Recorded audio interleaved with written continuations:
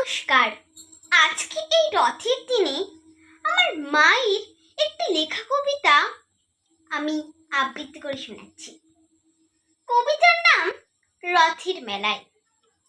রথের মেলায় রথ লেগেছে সকল পাড়ার মোড়ে, ছোট্ট শিশু টান দিয়েছে রথের দড়ি ধরে।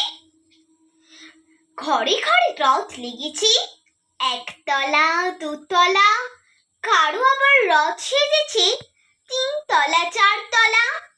রঙিন ফুল আর পাহাড়ি গাছে রথের সেজে ওঠা, ছোট্ট শিশুর হাতে ধরে রথের দড়ি ছোটা।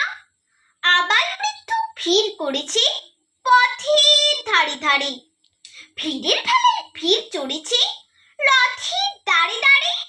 জিলিপি আর পাঁপড় ভাজা মেলার মাঠে আছে, কিন্তু বিশাল ভিড় করেছে কম পড়ে যায় পাছে।